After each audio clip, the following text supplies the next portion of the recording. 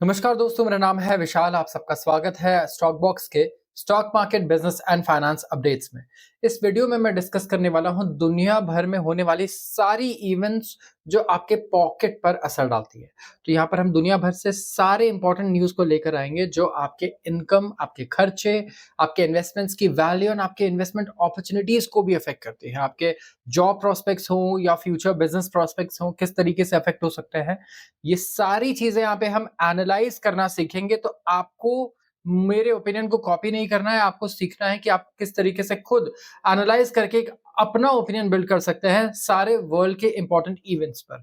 तो बिना समय बर्बाद करते हुए मैं शुरू करूंगा आज का सबसे पहला आर्टिकल, और यह है डीआरएल डॉक्टर रेड्डीज लेबोरेटरीज के बारे में, जहां 25% एम्प्लॉयज को यहाँ पे वर्कफोर्स को कट करके 25% अपने कॉस्ट को कट किया गया है। यस, तो कंपनीज कॉस्ट कटिंग कर रही हैं, और कंपनीज ऐसा यूजुअली तब करती हैं जब आगे लगता है कि ग्रोथ तो नहीं होने वाला, कितना ही एफर्ट डाल लो, तो कॉस्ट को ही कम करके शेयर होल्डर्स को हम ज्यादा से ज्यादा वैल्यू पहुंचाने की कोशिश करते हैं। तो आप एज अ शेयर होल्डर का परसेप्शन देखो, एज एम्प्लॉय का परसेप्शन देखो, और कंपनी का परसेप्शन, तीनों के परसेप्शन को आप यहाँ पे समझो ताकि आपको समझ में आए। सही गलत के बेसिस पे मुझे लगता है काफी लोग क्योंकि सोचेंगे इसे। अब हैदराबाद बेस्ड फार्मास्यूटिकल मेजर है यहाँ पे डॉक्टर रेड्डीज लेबोरेटरीज, काफी फेमस है ये। शेयर भी इसका आई थिंक सारे लोगों को पता ही होना चाहिए मेरे ख्याल से, जो लोग स्टॉक मार्केट में है। एंड यहाँ पे ये कॉस्ट को, जो इनका वर्कफोर्स कॉस्ट है, इसे 25% से घटाने की कोशिश कर रहे हैं, और इनका गोल है इन्हें 25% से घटाना है। तो इंटरनल डायरेक्टिव आया कि हमें रिड्यूस करना है हमारे मैन पावर रिलेटेड एक्सपेंसेस को 25% से, और काफी सारे हाई सैलरीड एम्प्लॉयज जो थे अक्रॉस वेरियस डिपार्टमेंट्स, उन्हें कहा गया कि आप रिजाइन करें। और इसमें ऐसे लोग भी थे जो करीब 1 करोड़ एनुअली इससे ज्यादा कमा रहे थे।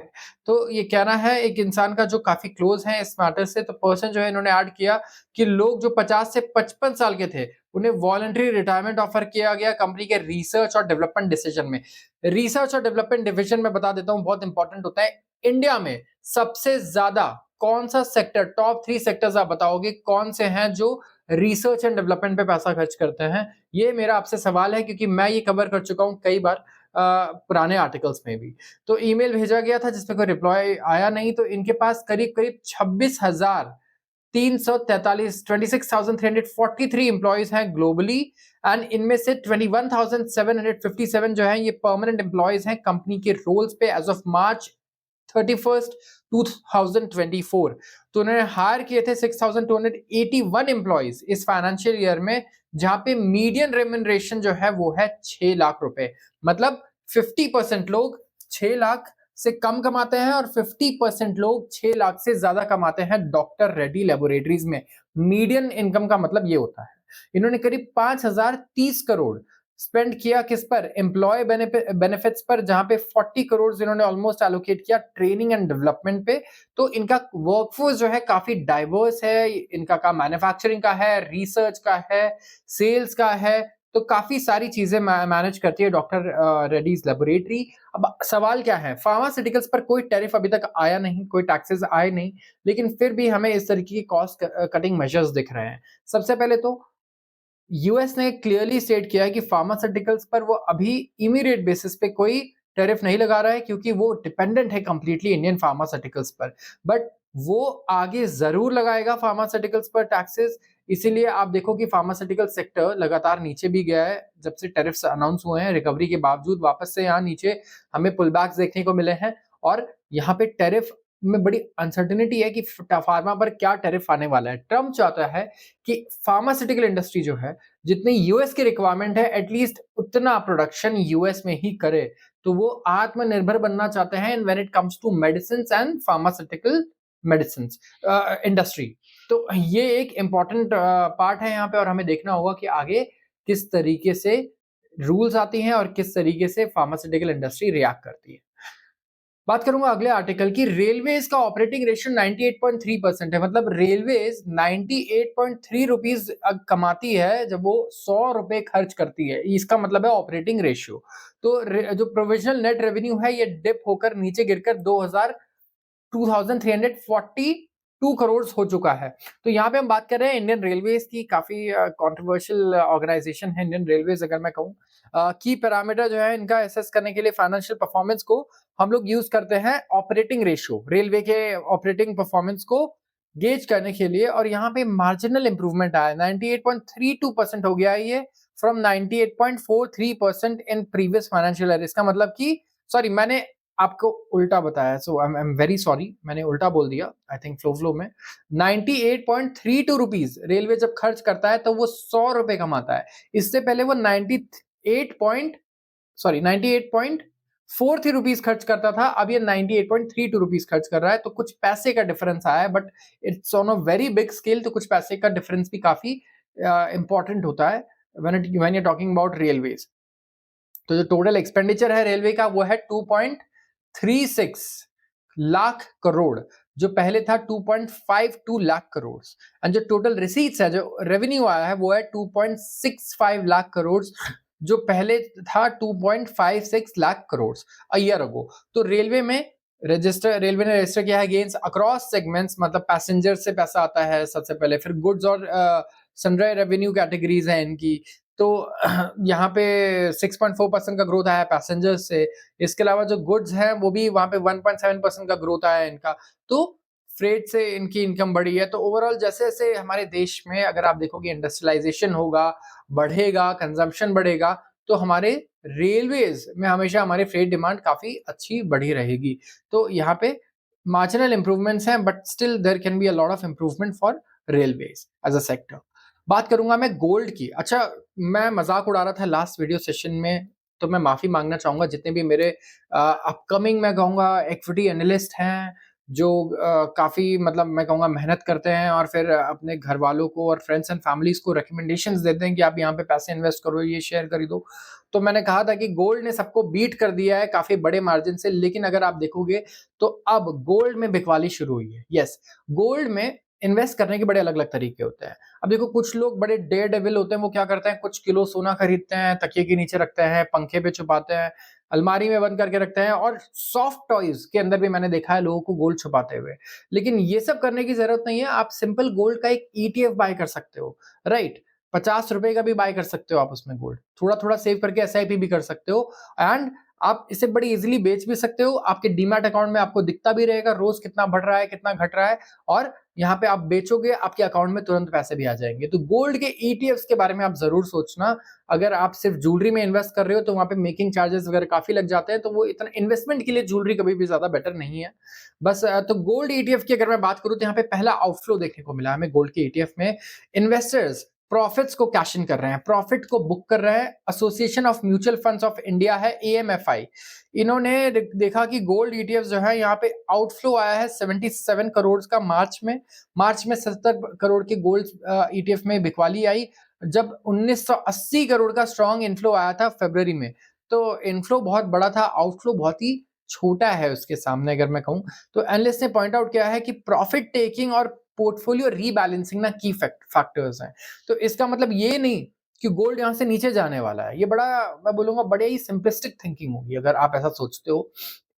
आप ऐसा सोचो कि एक तो कितना अच्छे प्रॉफिट पे बैठे होंगे, दूसरा ये आइडेंटिफाई कर रहे होंगे कि यार जब ये इतना बढ़ चुका है, यहाँ पे प्रॉफिट को बुक करके हमें पोर्टफोलियो को थोड़ा और डाइवर्स करना चाहिए। तो हो सकता है ये दूसरे और एसेट्स को पिक करे जहां पे ये इन्वेस्टमेंट्स को शिफ्ट करे। तो क्या गोल्ड के लिए बेरिश है? नहीं, लेकिन गोल्ड में इतना बढ़िया प्रॉफिट हो रहा है कि रिस्क को मैनेज करने के लिए थोड़ा रीएलोकेशन, थोड़ा डाइवर्सिफिकेशन बहुत ही सेंसिबल ऑप्शन है। तो कॉमन सेंस भी कई बार चीजें डिक्टेट करती हैं। अगर आप देखोगे तो जो डिप है वो प्रॉफिट टेकिंग की वजह से आया है। काफी सारे इन्वेस्टर्स ने रीबैलेंस किया अपने पोर्टफोलियोज को, गोल्ड का जो एक्सपोजर है उसको कम किया है, और इसकी वजह से हमें टेम्पररी आउटफ्लो देखने को मिला। 2024-25 में गोल्ड के एक्सचेंज ट्रेडेड फंड्स में, ईटीएफ्स में 14,851 करोड़ का इनफ्लो आया है। एंड यहाँ पे ये ऑलमोस्ट 3 टाइम है पिछले साल के इनफ्लो से, 3 गुना ज्यादा आया है ईटीएफ्स में। तो मेरे बताने से पहले लोग ऑलरेडी स्मार्ट हो चुके हैं और वो ऑलरेडी गोल्ड के ईटीएफ्स परचेज कर रहे हैं रादर देन बाइंग ज्वेलरी। तो यहाँ पे इकोनॉमिक अनसर्टेनिटीज बहुत सारी है। अगर आप ग्लोबली देखोगे तो इन्फ्लेशन पता नहीं क्या होने वाला है। जियोपॉलिटिकल टेंशंस का मालूम नहीं, बढ़ ही रहे हैं ज़्यादातर तो।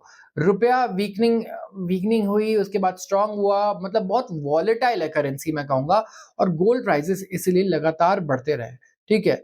तो यहाँ पे जो ईटीएफ्स है, एक्सचेंज ट्रेडेड फंड्स हैं, यहाँ पे करीब-करीब 53% अगर आप देखोगे इसमें इंक्रीमेंट आई है जितना एसेट्स ये मैनेज करते हैं, और ये है करीब-करीब 58,888 करोड़ मार्च एंड का डेटा अगर आप देखोगे, जहाँ पे इस अमाउंट का गोल्ड ईटीएफ्स होल्ड कर रहे थे इंडिया में। अब मैं बात करूंगा अगले आर्टिकल की, और यह है true north Foxconn plans for solo UP unit. तो ट्रू नॉर्थ की यहाँ पे बात चल रही है, तो I think writer game of throne का रेफरेंस देखना देना चाह रहे हैं, जो अभी तक मैंने कंप्लीट नहीं किया है। तो आर्टिकल पे आऊंगा मैं, यहाँ पे फॉक्सकॉन की बात कर रहे हैं। एंड फॉक्सकॉन क्या है? फॉक्सकॉन दुनिया का सबसे बड़ा कॉन्ट्रैक्ट मैन्युफैक्चरर है फॉर एप्पल। एप्पल प्रोडक्ट्स जो बनते हैं ये फॉक्सकॉन बनाता है ग्लोबली अगर आप देखोगे, और इंडिया में इन्होंने कुछ प्लांट सेटअप किए हैं। तो बेंगलुरु में इन्होंने प्लांट सेटअप किया था, लेकिन अब ये यमुना एक्सप्रेसवे पे ग्रेटर नोएडा में उत्तर प्रदेश में सबसे पहला फैसिलिटी सेटअप कर सकते हैं नॉर्थ इंडिया का। यस, तो नॉर्थ इंडिया में लोग काफी उत्सुक एक्साइटमेंट के साथ मैं कहूंगा वेट कर रहे हैं कि हमारे पास भी ऐसे बड़े मैन्युफैक्चरिंग हब्स आए जो ग्लोबल मैन्युफैक्चरिंग नेम्स हैं, ताकि हम भी बोस्ट कर पाएं कि हमारे यहाँ ऐसी कंपनीज आ रही हैं। तो ये जो फैसिलिटी है, इसके पास पोटेंशियल होगा कि ये एक्चुअली स्लाइटली बिगर होगा। सबसे पहले तो जो अपकमिंग बेंगलुरु फैसिलिटी है उससे, और ये it is set to become company second largest globally. तो ये जो प्रोडक्ट्स जो यहाँ मैन्युफैक्चर किए जाएंगे इस प्लान से, ये अभी भी सर्टेन नहीं किए गए हैं कि क्या मैन्युफैक्चरिंग होगी यहाँ पे, एंड गवर्नमेंट के साथ डिस्कशंस अभी भी चल रही हैं। जो एक और इंसान है, उन्होंने कंफर्म किया कि जो लैंड है टाइवानीज कॉन्ट्रैक्ट मैन्युफैक्चर के लिए, वो सेम एरिया में है जहाँ पे HCL फॉक्सकॉन ने 50 एकड़ पिकअप किया था outsource semiconductor assembly and test OSAT facility के लिए। तो पहले भी इस आसपास के ही रीजन में 50 एकड़ लैंड इन्होंने एक्वायर किया था HCL फॉक्सकॉन ने सेमीकंडक्टर असेंबली और टेस्ट फैसिलिटी के लिए। तो इंडियन गवर्नमेंट ने प्रपोज किया है 300 एकड़ फॉक्सकॉन इंडस्ट्रियल पार्क प्रोजेक्ट के लिए। लास्ट ईयर ये हुआ था, और डिस्कशंस अर्ली स्टेज पर हैं, लेकिन अभी भी कोई प्लान्स नहीं है स्पेसिफिक प्रोडक्ट्स को लेकर के या फिर कस्टमर्स को लेकर के जिन्हें ये सर्विस करने वाले हैं। तो क्वेरीज भेजी गई है दोनों को, but we have to still see a reply यहाँ पे, या फिर कुछ अभी मे बी मैनिफेस्ट नहीं हुआ है, जिसकी वजह से हमें अभी ऐसा कुछ सुनने को नहीं मिल रहा है कंफर्मेशन की क्या प्रोडक्ट्स यहाँ पे मैन्युफैक्चर हो सकते हैं। तो यहाँ पे ऑलरेडी तमिलनाडु में एक ब्रांच है, एक फैसिलिटी है फॉक्सकॉन की। इसके बाद कर्नाटका में, तेलंगाना में, और अब नॉर्थ में इनका ये सबसे पहला यूनिट हो सकता है। Lenders likely to report muted Q4 earnings growth and margin pressure। अगर आप जॉब करते हो या सोच रहे हो जॉब करने का, या फिर आप बात कर रहे हो कि आपको इन्वेस्टमेंट करना है, या आप सोच रहे हो कि आपको इन्वेस्टमेंट करना चाहिए नहीं, तो मैं आपको बता दूं रिपोर्ट्स आने वाले हैं फाइनेंशियल, ठीक है? ये रिजल्ट सीजन आ चुका है, अब लगातार आपको कंपनीज के एनुअल रिपोर्ट्स देखने को मिलेंगे, और मैं रेकमेंड करूंगा 100% जो आपको बहुत बेनिफिट कर सकता है, आपकी कंपनी के एनुअल रिपोर्ट्स को पढ़ो। कुछ नहीं करना है, चुपचाप से एनुअल रिपोर्ट्स उठाओ और पढ़ो कि उन्होंने क्या लिखा है उसमें। काफ़ी कुछ आप समझने लग जाओगे, जो शायद आप बाकी बुक्स में ढूँढ रहे होगे। तो यहाँ पे अर्निंग्स ग्रोथ एक्सपेक्टेड है, सबसे पहले तो म्यूटेड रहने वाले हैं। म्यूटेड मतलब बहुत ज़्यादा कोई ग्रोथ एक्सपेक्टेड नहीं है जो बढ़ गया हो, या फिर बहुत ज़्यादा कोई बड़ी गिरावट भी देखने को नहीं मिलने वाली है। मार्जिन प्रेशर रहेगा, इसका मतलब कहीं न कहीं कि जो प्रॉफिट मार्जिन है, इस पे प्रेशर रहने वाला है। हो सकता है थोड़ा-सा रिडक्शन देखने को मिले प्रॉफिट मार्जिन में। तो इंडियन बैंक्स की यहाँ पे मैं बात कर रहा हूँ, स्पेसिफिकली यहाँ पे जो बैंक्स हैं हमारे भारत के, जो अकाउंट करते हैं together more than third of Nifty by weightage, मतलब निफ्टी 50 में 30% जो वेटेज है वो हमारे बैंक्स का है। इसका मतलब क्या होता है? मतलब ओवरऑल बैंक्स जो है वो कंट्रीब्यूट करते हैं 33% इन टर्म्स ऑफ वेटेज। तो 1% अगर निफ्टी ऊपर जाता है तो उसमें 0.33 कंट्रीब्यूशन बैंक्स का होता है, और नीचे भी आएगा तो 0.33 कंट्रीब्यूशन बैंक्स का हो सकता है, अगर सब कुछ मैं बोलूंगा एक साथ 1% ऊपर जा रहा है तो बहुत ही सिंपल चीज है। ओवरऑल वेटेज आप समझ गए होंगे, वैसे एलिमेंट्री है, हमें इस पे समय नहीं बर्बाद करना चाहिए। तो यहाँ पे अगर आप देखोगे तो मार्जिन प्रोटेक्शन की बात चल रही है। सेंट्रल बैंक जो है यहाँ पे अब इंटरेस्ट रेट रिड्यूस करना शुरू कर चुका है। आपको रेट्स नीचे जाते हुए देखेंगे लोन के भी, और साथ में जो आपको सेविंग्स अकाउंट या फिर फिक्स डिपॉजिट पर भी इंटरेस्ट रेट मिलता है, ये आगे घटने वाला है। तो जैसे जैसे आरबीआई इंटरेस्ट रेट्स घटाते रहेंगे, हम एक्सपेक्ट कर रहे हैं हमारे जो ब्याज दर है हमारे लोन के, चाहे एजुकेशन लोन हो, हाउसिंग लोन हो, ये सारे घट्टे वाले हैं, जिसकी वजह से इकोनॉमी में चीज़ों की डिमांड बढ़ सकती है। मतलब कि कंज़म्पशन पहले से काफ़ी इंक्रीज़ हो सकता है, क्योंकि जब लोन सस्ते हो जाते हैं और लोन पे ही क्योंकि इकोनॉमी में आप देखोगे लोग परचेज़ करते हैं, कंज़म्पशन करते हैं, तो इससे काफ़ी फ़र्क पड़ता है, कंपनीज़ को काफ़ी बेनिफिट होता है इससे, ठीक है? तो Motilal Oswal financial services project कर रहे हैं कि 0.5% का ईयर ऑन ईयर पिछले साल से इस साल के कंपैरिजन में अर्निंग्स का ग्रोथ होगा, ठीक है? और यहाँ पे कोटक इंस्टीट्यूशनल इक्विटीज आईएफएल भी एक्सपेक्ट कर रहा है कि मार्च क्वार्टर जो है ये कमजोर ही रहने वाला है। तो बैंक्स के लिए कुछ बहुत ज्यादा एक्साइटिंग यहाँ पे नहीं है जैसा हमें दिख रहा है। एंड कमेंट्री मैनेजमेंट जो है ये आगे इंपॉर्टेंट रहेगा कि आगे बैंक्स कैसा परफॉर्म करते हैं, बट ये इंडिविजुअल लेवल पे होगा। Overall as a sector banks में हम एक्सपेक्ट कर रहे हैं कि मार्जिन प्रेशर रहने वाला है और ग्रोथ कुछ ज्यादा खास नहीं रहने वाली है। बात करूंगा अगले आर्टिकल की, ट्रेड नेगोशिएशंस जो हैं अब इन पर लग चुका है brake when it comes to electric vehicles जो इंडिया में आने वाले हैं। तो इंडिया में काफी सारे इलेक्ट्रिक व्हीकल मैन्युफैक्चरर्स आने वाले थे। मैं बात कर रहा हूं यहाँ पे, चाहे आप BMW को देखो, मर्सिडीज को देखो, रेनॉल्ट को देखो, टेस्ला, फोल्क्सवैगन, सब, लेकिन सबने जो है ब्रेक लगा दिया अपने प्लान्स पे। तो अचानक से ऐसा क्या हुआ कि इंडिया नहीं आना चाहते? सबसे पहले तो जो नई ईवी पॉलिसी आई है वो इसे देख रहे हैं, क्योंकि ये कह रहे हैं कि ईवी पॉलिसी कुछ भी आई हो इंडिया में, हमें उससे मतलब नहीं है। इस टाइम पे इंपॉर्टेंट क्या है कि बायलेटरल ट्रीटीज हो सकती है, कंट्रीज के बीच में बायलेटरल ट्रेड एग्रीमेंट्स हो सकते हैं, और उस ट्रेड एग्रीमेंट में हो सकता है कुछ बहुत बढ़िया पर्क्स, एग्जेम्पशंस, सब्सिडीज ये नेगोशिएट कर पाए अपने लिए, ईवी कंपनीज के लिए। तो यहाँ पे गवर्नमेंट जो बेनिफिट्स दे रही है ना एग्जिस्टिंग, ये उसका फायदा नहीं उठाना चाहेंगे, ये वेट एंड वॉच मोड में आ चुके हैं।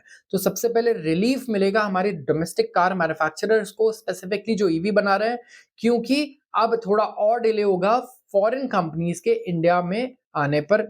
थोड़ा सा जो डर था इनका वो अब थोड़े दिनों के लिए एटलीस्ट पोस्टपोन हो गया है। तो यहाँ पे थोड़ा और समय लेने वाले हैं कंपैरेटर्स इंडिया में एंट्री से पहले। जो स्कीम है, जैसे हमारे पास एसपीएम ईपीसीआई स्कीम है, जो जिसे हम ईवी पॉलिसी बोलते हैं, जहां पे अगर आप फॉरेन कार मैन्युफैक्चरर हो तो क्या पता आपकी कार इंडिया में लोगों को पसंद ना आए, वो प्रोडक्ट चले ना, और अचानक से पहले मैन्युफैक्चरिंग सेटअप करोगे, सब करोगे, उसके बाद कार बेचोगे, which is not very reasonable. तो गवर्नमेंट ने कहा एक काम करो, आप ना 40,000 ईवीज तक जो है इंपोर्ट कर सकते हो इंडिया में, ठीक है? बहुत ही रिड्यूस कस्टम ड्यूटी पे सिर्फ 15% हम चार्ज करेंगे टैक्सेस पे। एंड अगर आपको लगा कि ठीक है आप 40,000 यूनिट तक समझ में आ जाएगा कि लोगों को पसंद आ रहा है, इंडिया में प्रोडक्ट सक्सेसफुल है, तो आप क्या करोगे, आप यहाँ पे फिर अपना प्रोडक्ट इंडिया में लॉन्च करोगे, फिर आप रिस्क लो, मैन्युफैक्चरिंग सेटअप करो, अपना रिटेल पूरा चेन बनाओ, आप कर सकते हो। लेकिन यहाँ पे अगर आप देखोगे कंपनीज इसका भी फायदा नहीं उठाना चाह रही है, ठीक है? कंपनीज ये कह रही है, including Mercedes Benz, BMW, Audi या फिर फोल्क्सवैगन, टेस्ला, कि बायलेटरल ट्रीटीज ज्यादा हमें अट्रैक्टिव लग रही हैं। तो कंपनीज आई कर रही है कि ऐसा पॉसिबिलिटी जहां पे इन्हें ये ऑब्टेन कर पाए सिमिलर या बेटर कंसेशंस जो इन्हें बीटीए या एफटी के थ्रू मिल सकते हैं, नेगोशिएट ये हो सकता है with United states and European union. और बीटीए एफटीए डील जो होगा वो फेवरेबल होगा ज्यादा कार कंपनीज के लिए, क्योंकि इनकी लॉबी भी बहुत स्ट्रांग है, पॉलिटिशियंस जो हैं वो इनकी बात काफी सुनते हैं इनकी कंट्रीज में। तो इंडिया में $500 मिलियन इन्वेस्टमेंट अगर आप देखेंगे तो करते हैं, तो आप 5 से 10% कैप्चर कर सकते हैं relatively small premium car market का, जो एक काफी रिस्की प्रपोजिशन है इस वक्त। तो लेट्स सी यहाँ पे क्या किस टाइप के प्रपोजिशंस ये रखते हैं हमारे गवर्नमेंट के सामने, एंड ऐसा क्या बेनिफिट इन्हें चाहिए जिसकी वजह से, मतलब ये अभी 15% का भी टैक्स पे करने को रेडी नहीं है 40,000 गाड़ियां इंडिया में सेल करने के लिए। तो let's see, we have to see. And अगर आपको ऐसी वीडियोस पसंद आ रही हैं, रोज आप देखना चाहते हो, तो जरूर इस चैनल को आप सब्सक्राइब कर लो एंड वीडियो को भी लाइक कर दो। अगर आप ऐसे वीडियोस और अपने फीड में चाहते हो तो आप सबका बहुत बहुत धन्यवाद।